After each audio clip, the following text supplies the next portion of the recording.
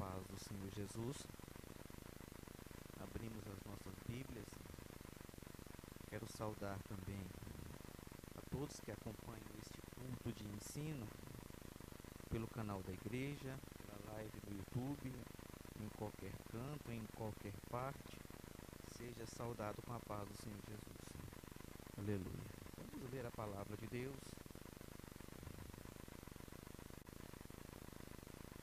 Quero que os irmãos acompanhem comigo. Eu quero desenvolver um tema nessa noite com a igreja. Eu quero falar da providência de Deus. Peço aos irmãos que abram as vossas Bíblias no livro de 2 Pedro. Aleluia. 2 Pedro. Nós vamos ler o versículo 14. 2 Pedro, capítulo 3, versículo 10 ao 14.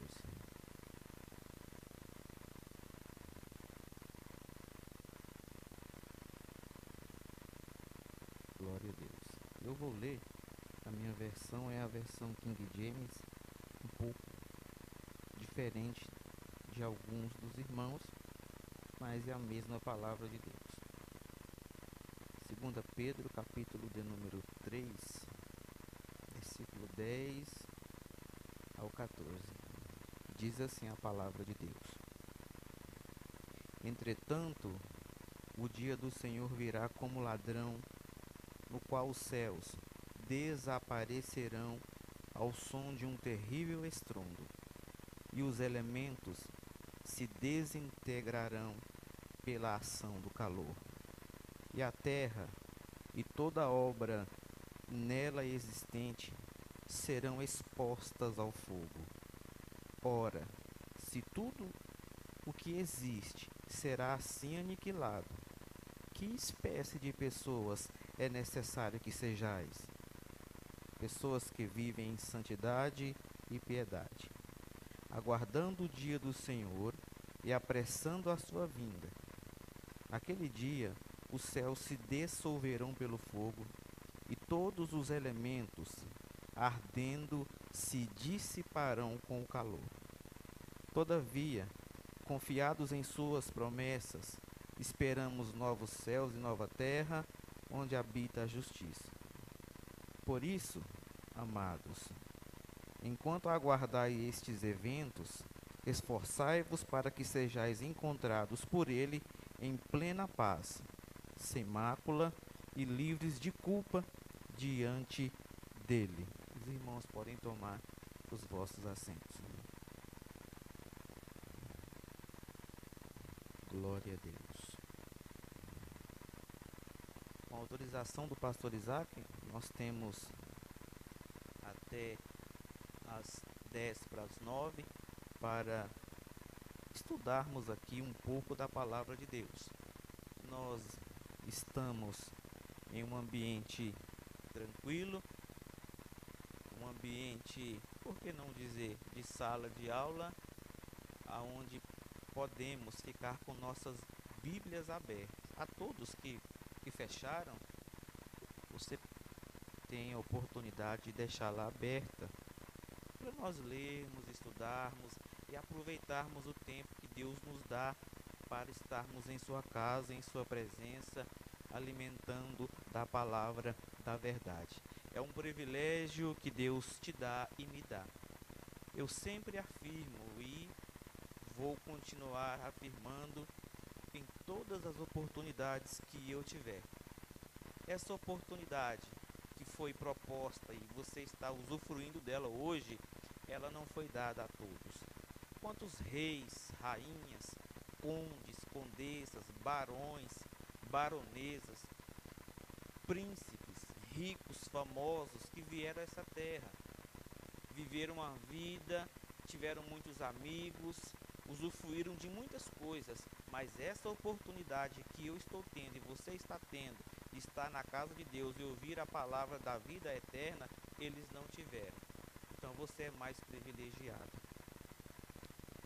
Amados irmãos, O arrebatamento da igreja é algo real. A igreja vive, Deus abençoe, muito obrigado.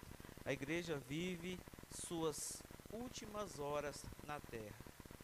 É o instante final, é o minuto final da igreja na terra. Eu creio que a minha geração, nós não veremos a morte. O arrebatamento não vai mais demorar. A própria palavra de Deus nos diz que esse tempo ele seria abreviado. Muitos têm esta promessa por tardia. Muitos acreditam que está demorando muito e outros, por que não dizer, nem creem mais em arrebatamento. Então, nessa noite eu quero dedicar o meu tempo aqui, não a uma mensagem espetacular, cheio de referências, cheio de informações teológicas. Também não quero aqui trazer um tema extraordinário que te chame a atenção e te deixe de boca aberta, não. Nessa noite aqui, com muita simplicidade, na Assembleia de Deus, sem querer inventar a roda, mas guiado pelo Espírito Santo, eu já estou abordando o assunto do arrebatamento e também quero abordar o assunto da providência de Deus. À medida que o arrebatamento vai se aproximando, as coisas apertam mais para o cristão.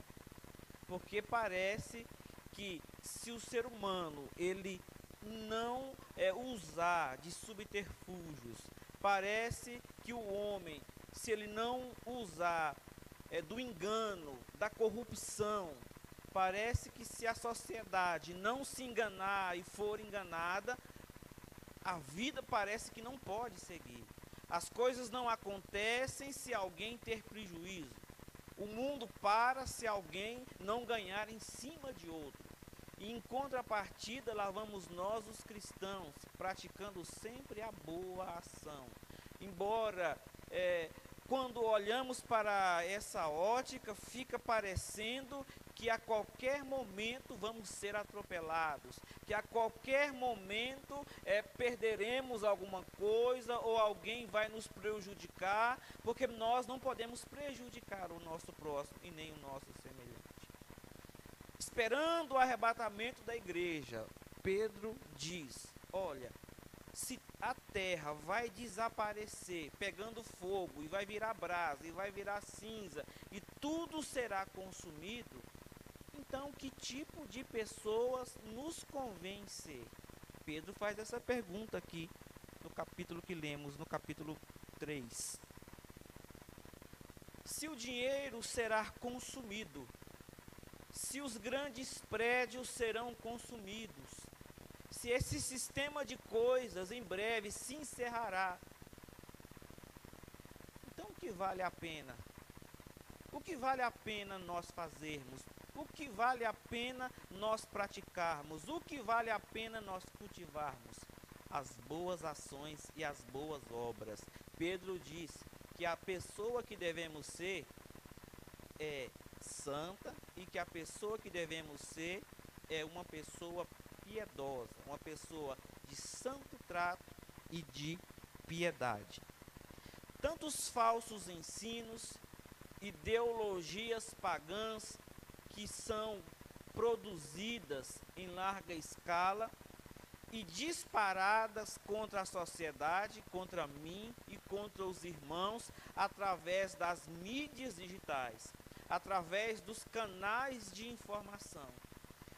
Vivemos um outro tempo que era diferente desse, você vai lembrar muito bem, aonde existia só uma minoria, e essa minoria era a dos crentes. Agora, as multidões são crentes, a sociedade se diz cristã, a sociedade se diz simpatizante do Evangelho, e por um lado alguém olha e acha que está muito bom, por outro lado aqueles que estão com o olho espiritual aberto estão percebendo que isso não é boa coisa, porque nunca a quantidade nunca será sinônimo de qualidade.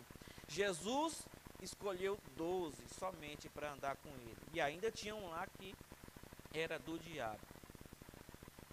Elias andava sozinho e aos poucos ele andou com um. Eliseu, da mesma forma. As minorias sempre foram as melhores opções para Deus usar na face da terra. Hoje, não. As portas ao viés do arrebatamento, existem várias linhas de minorias. Minorias essas, os irmãos entendem. Minorias essa, aquela outra minoria, aquela de lá. E quando você começa a assustar, já é tarde. E você percebe, não. As coisas na nossa sociedade não vão bem. O intelectual do povo e das massas é que os valores cristãos estão sendo espremidos contra a parede.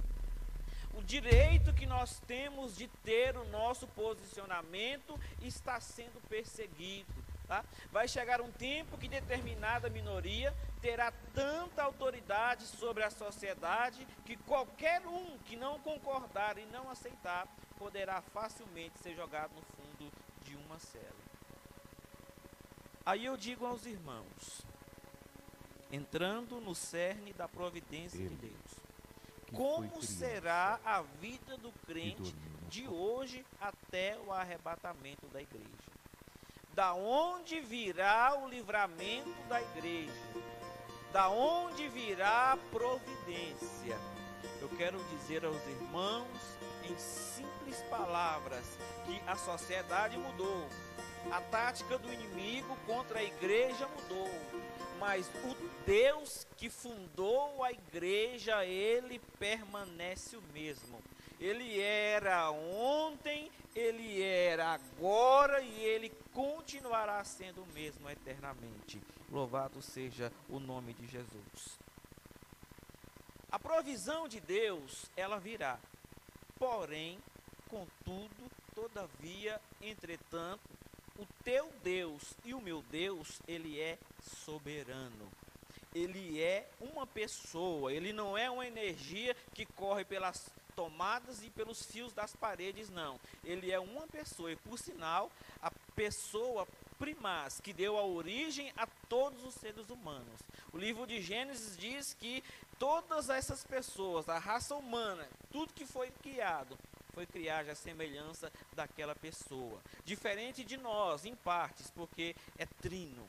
E ao mesmo tempo é um mistério. Não cabe a nós tentar compreender ou entender.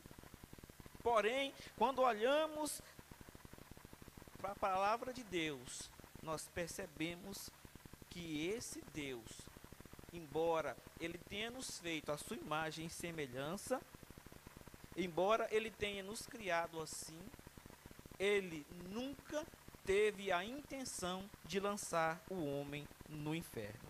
Existe no livro de Apocalipse a informação de que atualmente existe um grande lago de fogo, aonde serão lançadas as almas dos perdidos juntamente com Satanás e seus demônios. Mas aquele local ali que a Bíblia dá a informação de que existe hoje, atualmente, não foi criado para o ser humano. Deus nunca teve a vontade, Deus nunca quis condenar a ninguém. E essa vontade permanece imutável, porque ele é imutável. Toda essa ameaça teológica, toda essa ameaça que afronta a igreja, toda essa ideologia que luta para fechar a porta das igrejas, ela vem bater em nós. Somado com as enfermidades, somado com os problemas familiares, somado, por que não dizer, com o desemprego, somado com as perseguições. E o cristão, às vezes, ele se vê acuado, porque se ele fosse uma pessoa de má obra, que pratica o mal, que suborna, que faz toda sorte de coisa suja e errada, ele poderia resolver o seu problema com as próprias mãos. Mas acontecendo o arrebatamento, ele iria direto para o inferno. Por isso que a sua vida é apertada. Os problemas vêm, você não pode resolver com a tua mão. Você não pode agir de maneira errada para resolver o problema, porque você está com o seu foco no arrebatamento. Então o crente, ele chora calado, ele geme calado, ele suporta as dores, mas ele não negocia a santidade. Ele não negocia o seu bom caráter, porque aprendeu na Bíblia, aprendeu com 2 Pedro, que a pessoa que Deus espera que nós venhamos a ser é uma pessoa santa e uma pessoa de santo trato. Louvado seja o nome de Jesus. Pense comigo, o que adianta o homem ganhar o mundo inteiro e ter contas em todos os bancos, e ter amigo influente em todas as divisões da sociedade, e o arrebatamento vem, e o nome dele não está escrito no livro da vida? O anjo começa a ler o livro da vida do Cordeiro, da letra A, e lê de A a Z, e o nome dele não aparece na chamada. Oh, que dia triste! Oh, que dia de arrependimento! A Bíblia diz que naquele dia os homens vão morder a língua, para que a dor da língua os faça esquecer a dor dos olhos. Será um dia de ranger de dente, será um dia de lágrima, mas você que chora hoje, você que geme hoje, estará participando das bodas do Cordeiro, dizendo para quem estiver sentado do teu lado: valeu a pena. E alguém vai dizer para você: valeu a pena. E você vai olhar para a cabeceira da mesa e você vai ver Jesus assentado, e você vai glorificar. Você vai olhar para cima, vai ver anjo. Você vai olhar para o trono, vai ver querubins, serafins. E ali não haverá mais dor, não haverá mais morte. Você vai continuar dizendo: valeu a pena, valeu a pena. Por isso Pedro está nos alertando: se tudo vai acabar, se os bancos vão se queimar, se a sociedade vai derreter, que pessoas que eu preciso ser? Pessoa santa, e sem santidade ninguém verá Deus. Eu dizia agora há pouco, e tomei um outro rumo, e quero voltar a dizer para os irmãos que Deus é uma pessoa soberana, que não recebe conselho de ninguém, apenas quando Ele mesmo quer. Quando Ele quer, Ele recebe. Mas 99,9% das vezes, Deus sempre age do jeito dele, na hora dele, no lugar que ele quer agir, usando o que ele quiser usar. Ele usa pau, ele usa pedra, ele usa peixe, ele usa grande, pequeno, ele usa pão, ele usa anjo, ele usa o homem, ele usa mulher, usa criança, ele usa quem ele quer. Quero citar aos irmãos, para nós adentrarmos aqui, para falar de providência, duas passagens bíblicas. Mas antes, nós vamos entender por definição o que é a palavra providência. Aí os irmãos riam: vai, Fernando, providência é providência, é? Tá bom, e se eu ficar por isso mesmo, providência é providência, não acrescentei nada para a sua vida, né? Mas eu sou especializado em Google Translate. Eu fui lá procurar no Google o que significa providência, né? Qual a origem dessa palavra? É uma palavra latina, do latim providentiae, que por definição é disposição prévia dos meios necessários para obter um fim, para evitar um mal ou para remediar uma necessidade. Providência é disposição prévia dos meios necessários para se obter um fim. Disposição prévia. Quando alguém está trabalhando no escritório, vem a solicitação de um determinado relatório, a pessoa está com problemas e serviço pelo pescoço, e é normal em qualquer escritório.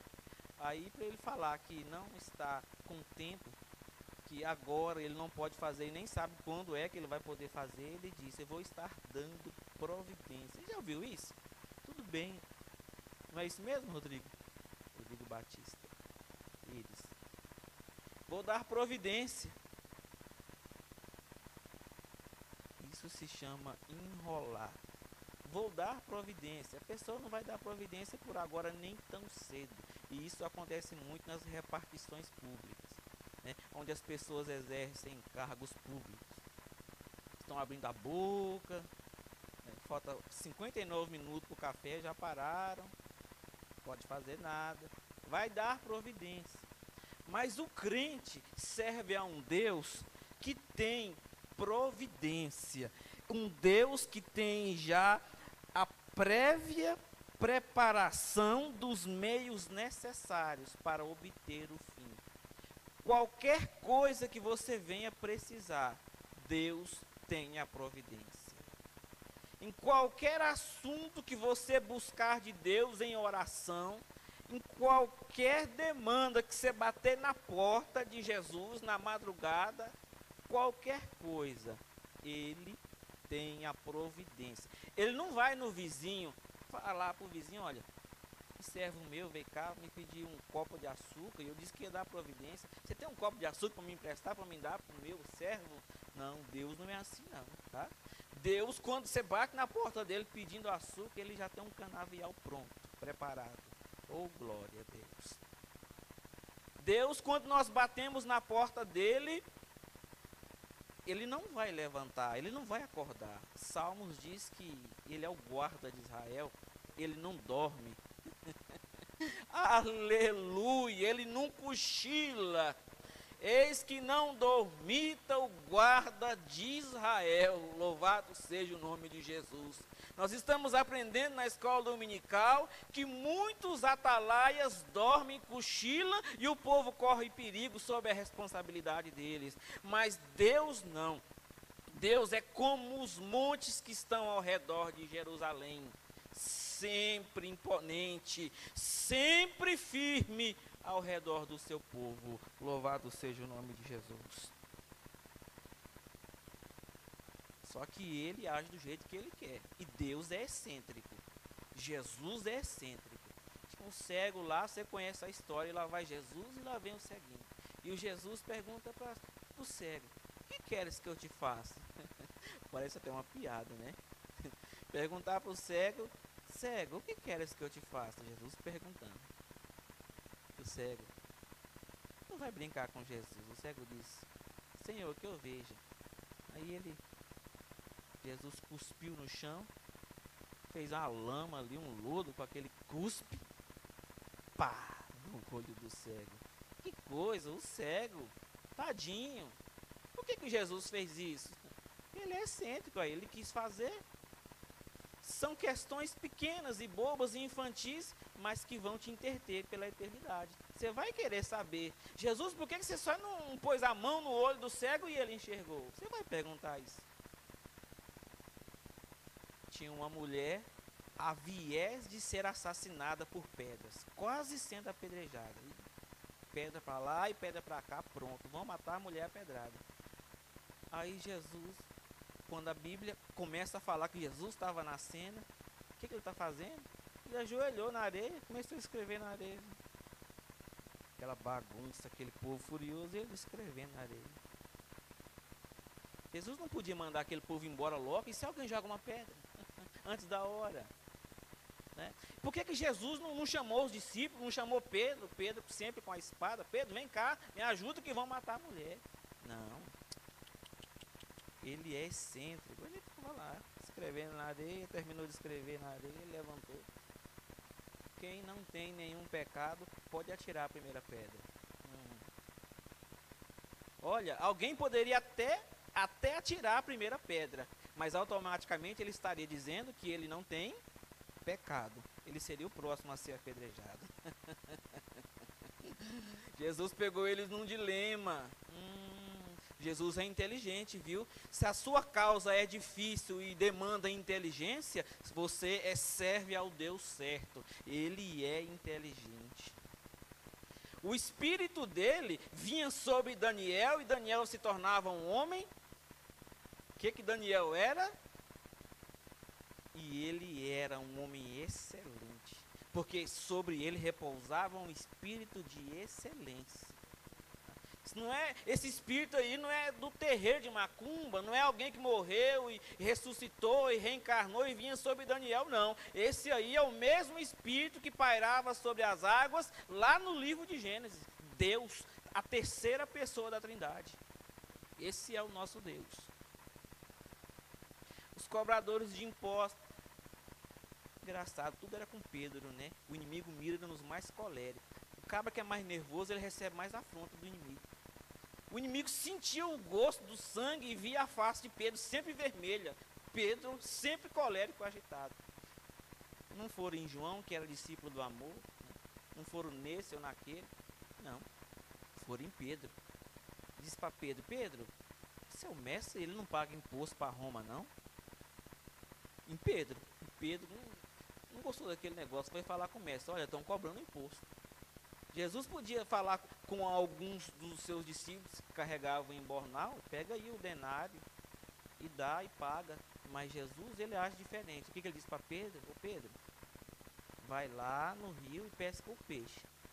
O primeiro peixe que você abrir, você pega uma moeda de prata, um estáter e traz.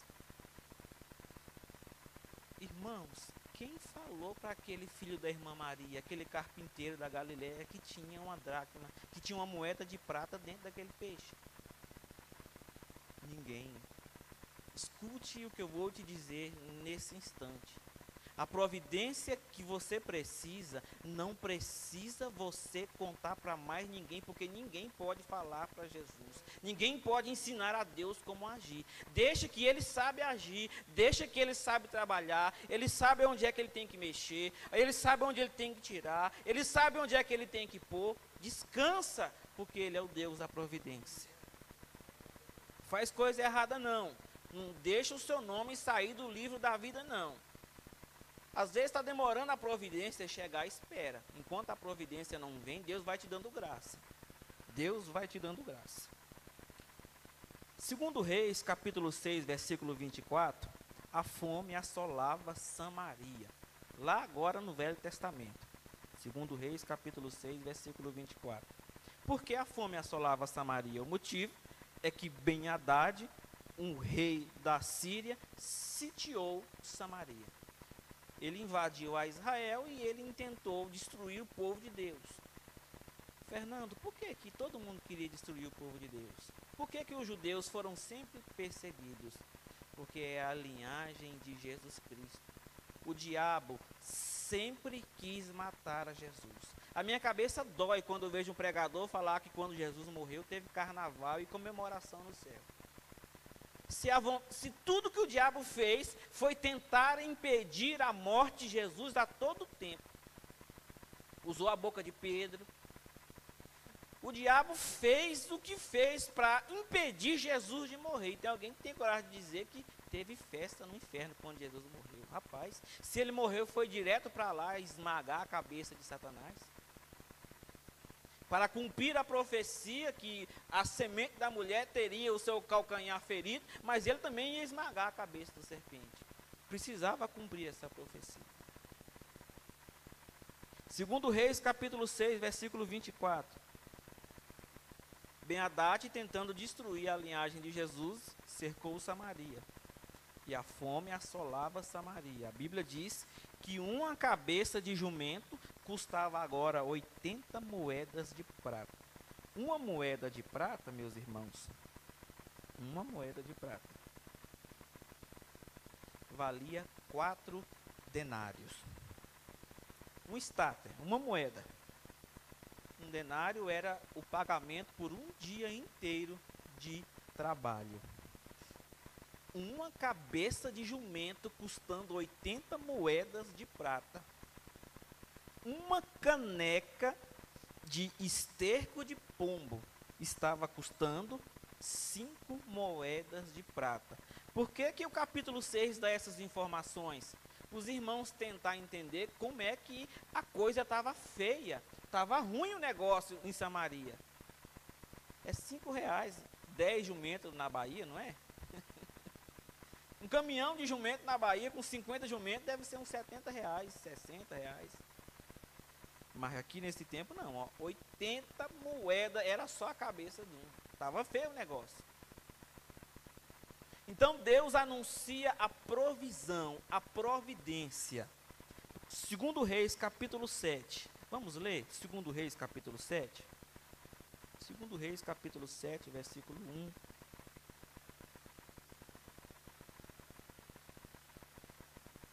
Temos 15 minutos, eu vou concluir com sobra de tempo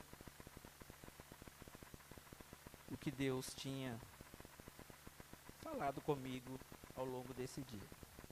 2 Reis capítulo 7, versículo 1 diz assim: Eliseu respondeu: Escuta a palavra de Yahvé. Assim diz o Senhor: Amanhã, por essas horas, na entrada de Samaria, tanto uma medida de farinha como 2 medidas de cevada serão vendidas por uma peça de prata. Ponto final. Deus usa a boca do profeta para dizer que simplesmente em menos de 24 horas ele iria transformar a realidade daquele povo faminto em uma outra realidade de fartura e de bonança. Às vezes a situação na minha vida e na sua vida, ela chega em um ponto tão crítico que nós dizemos em Deus, para Deus em oração: Deus, não tem mais jeito. Deus, não tem solução. Deus, acabou, a esperança foi embora, passou da hora. Mas eu quero te lembrar, Lázaro estava morto e era o 4º dia, e Jesus chegou e teve jeito. Tá? Se passou da hora, é porque você acha que passou, mas não passou. Mas se está difícil, creia que Ele vai resolver. Tá? Não é daqui 1 ano ou 2 anos você vai ficar sofrendo, esperando, não. Ele chega e Ele resolve, ó, rapidinho. E o nome dEle é glorificado na sua vida. 2 Reis capítulo 7, versículo 1, Deus diz da providência. Agora no versículo 2, acompanhe comigo. O escudeiro, em cujo braço o rei se apoiava, respondeu ao homem de Deus: Ainda que o Senhor mandasse abrir as comportas do céu, será que essa profecia poderia se tornar realidade? Entretanto, Eliseu advertiu: Tu o verás com seus próprios olhos, contudo, dessa fartura não comerás. Quando o profeta termina de profetizar a palavra de Deus, que Deus tinha mandado falar, o escudeiro do rei falou: Olha, paráfrase minha, as janelas do céu, acompanhe, você vai entender o versículo 2 do capítulo 7. As janelas do céu, ele dizendo, podem até abrir. As janelas do céu podem até abrir. Mas se as janelas do céu abrir, será que teria todo esse mantimento no céu para resolver esse problema? Rapaz, quando ele diz que as janelas do céu poderiam até abrir, tinha até escapatória para ele. Mas quando ele falou que no céu, em outras palavras, indiretamente, o céu não tinha condição de dar a providência para resolver o problema do povo, para mudar a situação do povo, aí ele se meteu com Jeová. Porque se tem uma coisa que Deus não leva, é desaforo para casa. Se tem outra coisa que Ele não dá, é sua glória para ninguém. Louvado seja o nome de Jesus. Os irmãos sabem, Davi cuidando das malhadas e fazendo os seus queijos com seu pai, e Golias passando vergonha lá no arraial de guerra. Golias passando vergonha no arraial de guerra. E Golias dizia: não tem homem não?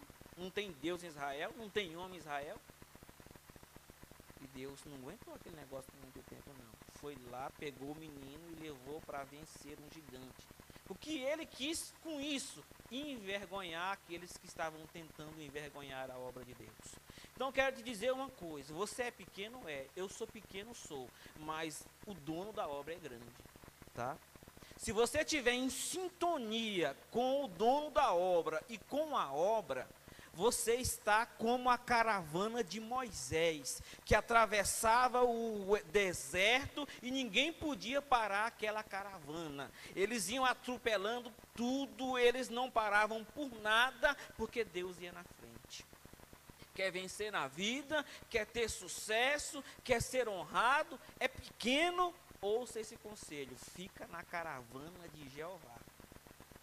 Fica na sintonia da obra de Deus, fica em sintonia da vontade de Deus. Não levanta o teu calcanhar a não ser para fazer a obra caminhar para frente. Por que eu estou dizendo isso? Porque eu estou prometendo de mim mesmo, porque eu li na revista Veja, porque lá na Folha de São Paulo falou que se for assim, não. A Bíblia diz que a tua obra tem recompensa. A tua obra tem recompensa. E Deus não deve nada para ninguém. Aleluia. Continuando. Fernando, me conta como é que Deus resolveu esse problema desse Ben-Hadad. Como Deus agiu? A providência veio de onde? A Bíblia diz que haviam 4 leprosos. Segundo a lei judaica, os leprosos, eles ficavam no leprosário. O leprosário era afastado da cidade. Isso era uma maldade? Não. Nós temos ali um médico, irmão Rodrigo, que vai entender muito bem o que é isso. Era um cuidado sanitário para evitar uma epidemia no meio do povo. Então, quem estava doente era retirado e lá eles ficavam, até que fossem curados, enfim. A sorte é que a sociedade ficava protegida de uma proliferação maior da lepra. Ben-Hadad montou o acampamento lá por perto do leprosário. Oh, glória a Deus! Chegou uma hora que os leprosos olharam para si e disseram, olha, se nós ficarmos aqui, nós vamos morrer. Ou de fome, ou de sede, ou de lepra, de um jeito ou do outro, nós vamos morrer.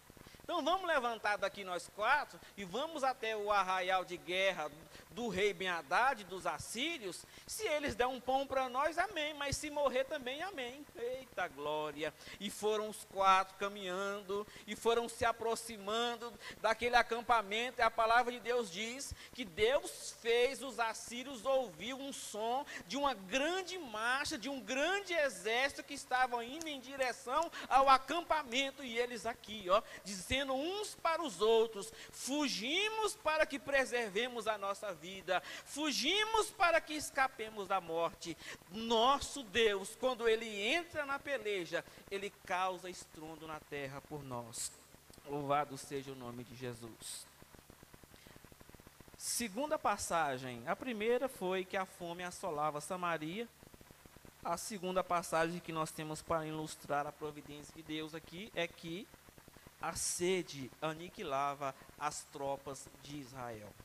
Segundo Reis, capítulo 3, versículo 9. Vamos ler? Só voltar para trás aí um pouquinho da referência que nós lemos agora há pouco. Segundo Reis, capítulo 3, versículo 9. E tudo isso aqui eu estou lendo e falando aos irmãos para que os irmãos jamais negociem a salvação dos irmãos com qualquer outra coisa. Jamais tente resolver alguma coisa que vá tirar você da comunhão com Deus. Não perca o seu nome que está escrito no livro da vida. Não deixe ele sair de lá por qualquer coisa. Tudo que você precisa, Deus vai trazer, porque Ele é zeloso do seu povo.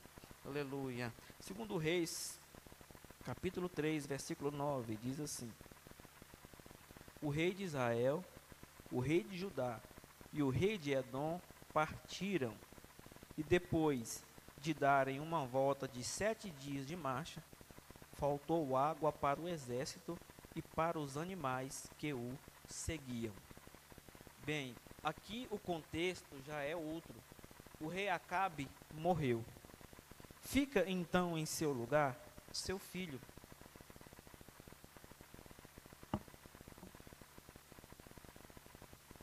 E os irmãos não vão pensar que filho de peixe, peixe é. Não vá por esse lado, não. O menino foi fazer amizade com Josafá. Você conhece muito bem Josafá. Se alguém falasse um A para Josafá, ele corria para a igreja e ia orar, e ele ia jejuar. A Bíblia diz que Josafá, ele assustou o mundo dele naquele tempo, porque ele espalhou pregadores nas praças de todas as cidades, ele enviou levitas para louvar nas praças da cidade, e o povo se achegou à palavra. E os inimigos de Israel sabiam que quando Israel se aproximava da palavra, Israel se tornava superpotência. Todo mundo tremia nas pernas com Israel, quando Israel se aproximava na obediência da palavra de Deus. E hoje não é diferente. O menino, filho de Acabe, foi fazer amizade com Josafá. Josafá, olha, vamos fazer assim, nós vamos lá no profeta Eliseu e vamos pedir ao profeta Eliseu uma ajuda. O contexto é o seguinte: alguns que pagavam impostos para Israel não queriam mais pagar esses impostos, não queriam mais negociar e queriam dar prejuízo ao povo de Deus. E Acabe morreu, aquele rei mau e cruel morreu, agora eles se sentiram livres. E o menino era novo, não tinha tanto pulso firme assim, eles queriam aproveitar da situação.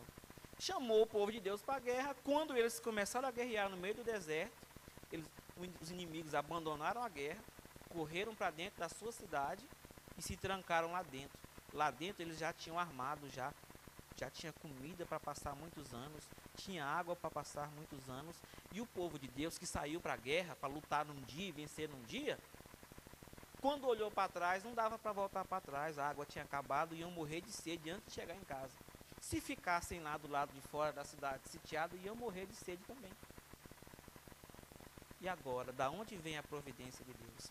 Às vezes não é assim na nossa vida. Se eu agir, eu vou passar vergonha. Se eu não agir, eu vou passar vergonha do mesmo jeito.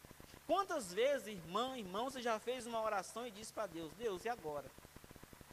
Se eu ficar aqui parado sem fazer nada, o problema já está aí. Se eu for lá mexer, vai ficar pior. E agora? Quantas vezes isso já surgiu na nossa vida e nós não estamos aqui hoje? A gente, se for puxar pela memória, nem vai lembrar como é que Deus deu o livramento.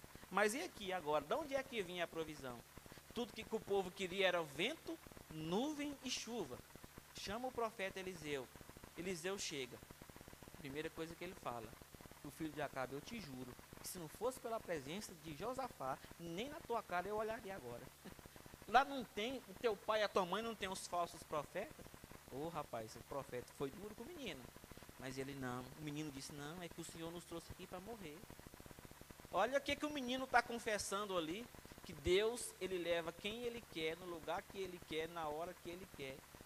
Somos exército na mão dele. O menino disse isso: não, o Senhor nos trouxe aqui para morrer. E Eliseu disse: então chama um tangedor. Aí na minha Bíblia aqui, versão King James, diz: não, traz um tocador de harpa, que é o mesmo que um tangedor. Tocou a harpa, a profecia veio. E Deus disse o quê? Não vereis vento, não vereis chuva, não vereis nuvem. Uai, mas tudo que o povo queria era o vento, a chuva e a nuvem. E Deus fala que não vai ter isso.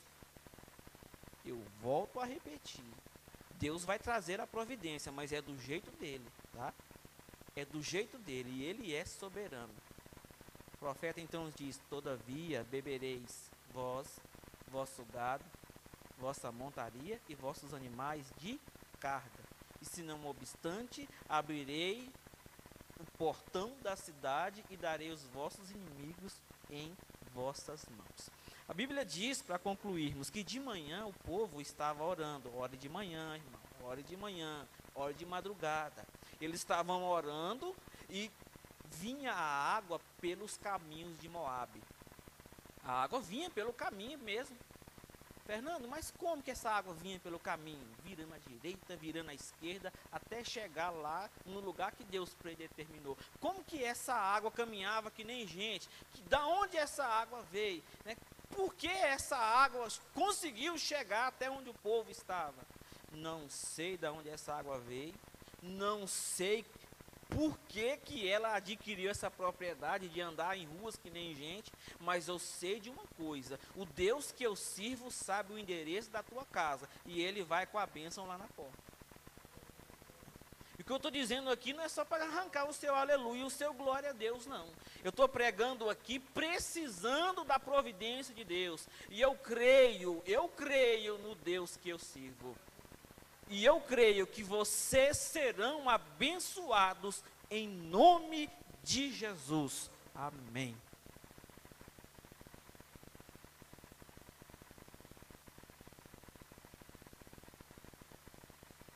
Glória a Deus.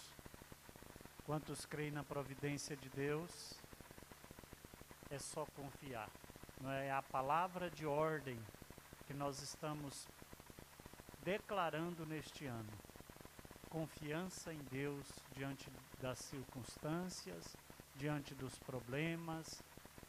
Quanto à meditação na palavra de Deus, qual é a outra palavra de ordem? Qual é a palavra para a leitura da Bíblia? Perseverança. Com essas duas palavras de ordem, nós vamos vencer todos os obstáculos da vida. Amém? Deus abençoe o irmão Fernando por essa ministração maravilhosa aos nossos corações. A providência de Deus e o fim dos tempos.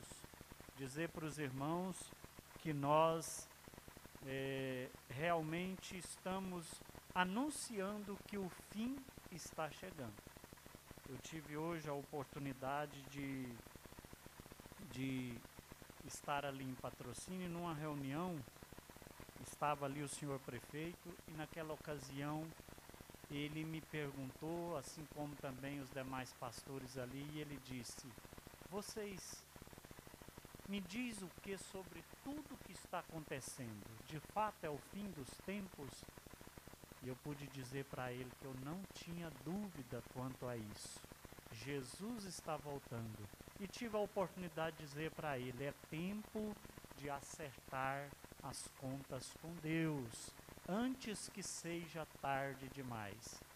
E aquele prefeito, um homem que tem um temor, ele ficou preocupado, a gente viu no semblante dele.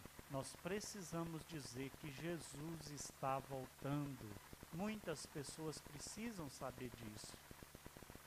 Amém? Meus irmãos, eu quero dizer para os irmãos que hoje nós estamos num culto de caráter de Assembleia Geral Ordinária.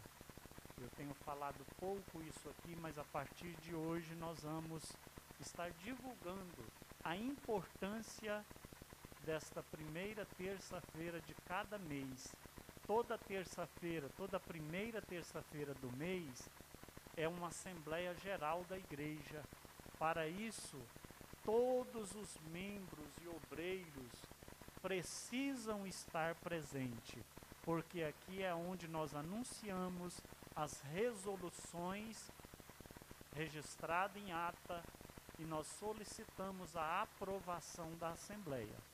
Inclusive dizer para os irmãos que nós temos aqui no mural as datas de todas as Assembleias Geral Ordinária da Igreja, de janeiro a dezembro, para os irmãos não fazer outros compromissos. Nós vamos passar a divulgar melhor esses cultos de terça-feira, quando realizando a Assembleia Geral Ordinária. Já é uma necessidade que estejamos às terças-feiras, mas a primeira terça-feira ainda é de maior importância, tendo em vista ser uma Assembleia Geral. Então as datas estão afixadas ali no mural como uma convocação. Está ali nossa secretária que providenciou. Todos os meses nós temos uma Assembleia Geral Ordinária. Eu quero pedir aos irmãos para se colocar de pé. Nós vamos dirigir a Deus uma oração, agradecendo por esse momento, agradecendo pelo ensinamento. Ainda não é o final do culto. Terminando a oração, nossa secretária tem a oportunidade de ler a ata com as resoluções das nossas reuniões ministerial. Oremos, Senhor meu Pai, nós te agradecemos por este culto, pela ministração da tua palavra. Senhor, por estar alertando a tua igreja quanto aos cuidados que devemos ter e também quanto à sua providência, a tua bondade, a tua misericórdia. Pai, faça com que os ensinamentos possam estar gravados, como diz a tua palavra, na tábua dos nossos corações, e que tenhamos, ó Pai, a capacidade de discernir e crer e confiar na bondade e na sua providência, ó Pai. Assim agradecemos. Amém.